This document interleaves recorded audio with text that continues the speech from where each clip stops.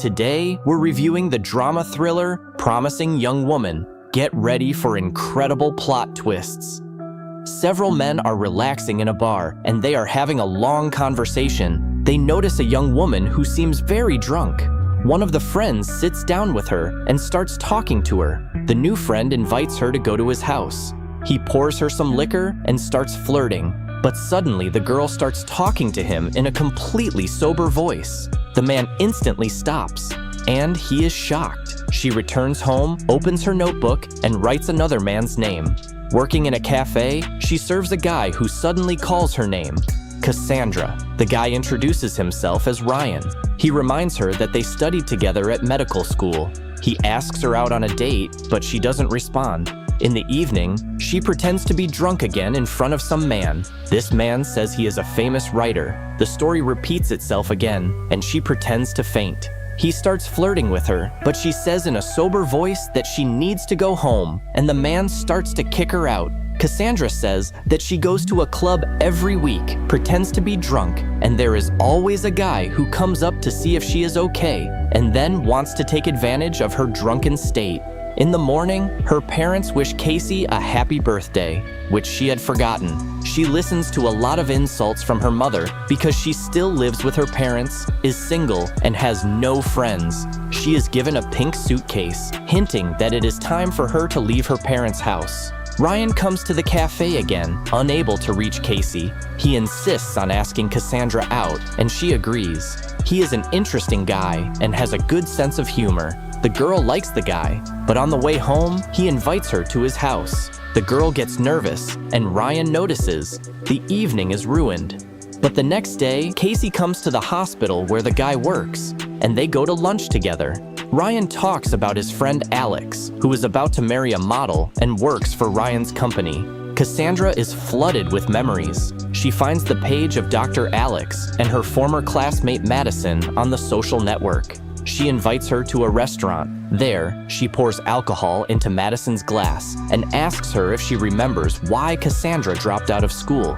When Madison was already drunk, Cassie paid the bill, went up to some guy, left him the key to the hotel room, saying that this was the woman. The next morning, Cassandra's phone rang off the hook with calls from Madison, who said she didn't remember anything and woke up in a hotel. Cassandra is driving the car and asks the schoolgirl where the cafe is where the popular band's music video is supposedly going to be filmed. The schoolgirl is a fan of the band. The pleased girl gets into the car and shows her the way. Cassandra comes to the dean of the university under the pretext of resuming her studies. She reminds him that she dropped out because of the story with Nina Fisher. She also reminds him about Alex Monroe, but the dean says he doesn't remember the charges against Alex.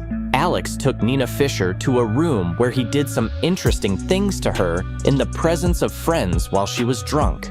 The next day, Nina was covered in bruises. The dean mentioned it, but then she forgot the case, thinking Nina was guilty and Alex was good.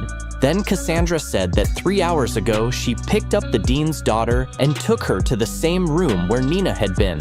There are several guys and alcohol there, but Cassandra told the dean that these guys will take care of the girl. The dean was shocked, and she realized that she was wrong about Nina. In the evening, Cassandra met Ryan, who couldn't reach her again. He invited her to a movie, but Cassie said she was too tired. After a while, Ryan walks into a cafe and notices a drunk Cassandra flirting with a black guy. Ryan thinks that Cassandra is a bad girl, but she tries to justify herself. It's all in vain, and the guy leaves.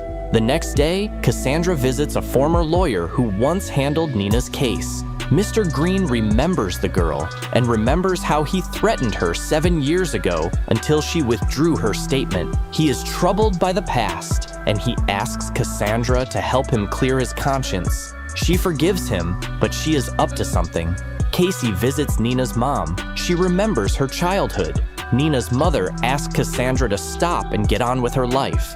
A little later, Cassie sees an announcement on social media about a party with Alex Monroe. She comes to Ryan's house and apologizes for what happened. She swears that it will never happen again, but Ryan does not accept her apology, and Cassandra leaves. Cassandra sits brooding at her workplace in the cafe. Suddenly, Ryan comes in and offers to have lunch. The relationship improves, and they kiss, walk, and have fun. Ryan is invited to visit Cassandra's parents' house to meet them. In the morning, Cassandra meets Madison outside her house. She screams that she called, that she was worried because she was at the hotel with that guy. Cassandra calms her down and tells her that he was a nice guy, and he just put Morrison to bed.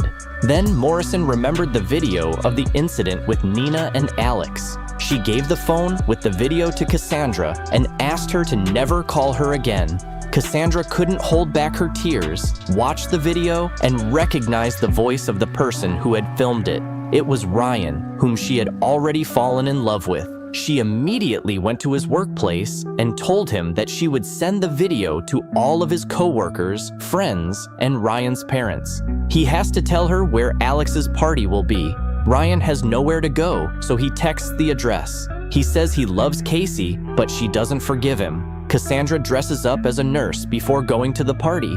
She arrives at the house where all of Alex's friends are already having fun. They are delighted with the nurse's costume. The girl sits Alex on a chair and puts everyone else on their knees and pours alcohol into everyone's mouths, doing it as a role play. She then offers Alex to go upstairs with her, but he refuses, saying that he loves his future wife. Still, she insists, and continues the role play by handcuffing Alex to the bed. Cassandra tells him her real name.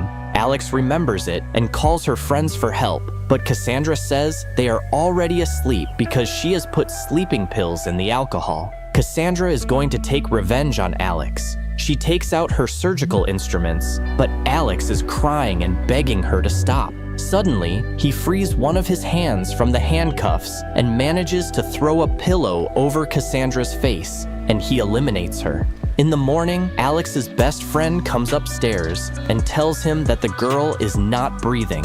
Joe suggests hiding the body, and they burn the evidence. Cassandra's phone was turned off, and her parents are worried about her disappearance, but the police can do nothing. The investigator comes to Ryan, and he says that they broke up a few days ago. Ryan says that Cassandra went somewhere for work.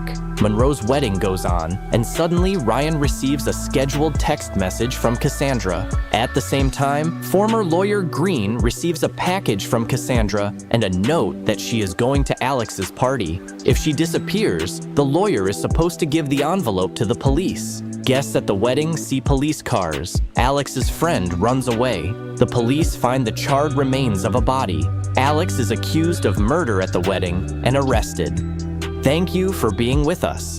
Subscribe to the channel, like us, and be sure to click on the bell to stay up to date with our new videos.